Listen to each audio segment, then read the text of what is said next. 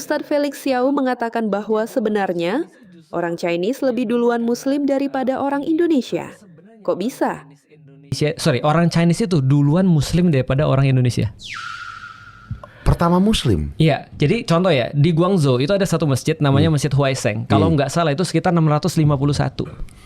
Tahun 651 itu berarti masih zamannya Khulafaur Rasyidin tuh. Oke. Dia udah dibangun masjid di sana. Orang Indonesia kan belum ada tuh. Belum. Orang Indonesia baru 800, 900. Di Jawa baru 1400. Iya, kerajaan Demak. Betul. Ya, belum ada. Belum ada maksudnya kan? masih menganut agama lain kali Betul. ya. Dan ternyata setelah kita lihat beberapa sejarah menyampaikan bahwasanya penyebaran Islam di Indonesia nggak bisa dilepaskan dari orang Cina. Karena perdagangan Dan menurut beberapa referensi Wali Songo itu yang aku dapat bukan 9 orang, tapi batch. Jadi satu batch 9 orang, batch berikutnya datang lagi dan ada orang-orang Cina. Nah, ini nih menarik nih. Menarik kan? Iya. Gue pernah baca juga. Betul.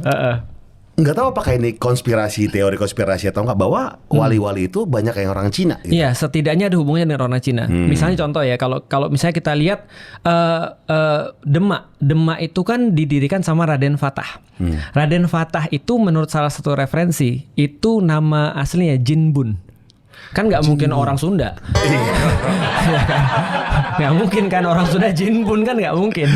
Nah, jadi nama aslinya Jinbun, dia Raden Fatah itu Raden Hasan.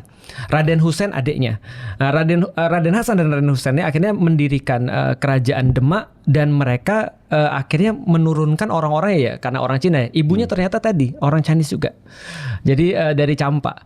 Jadi artinya kita bisa lihat itu salah satu contoh lagi misalnya dalam referensi yang lain, walaupun tadi balik lagi ya. Referensi ini karena saking banyaknya pasti ada yang bantah.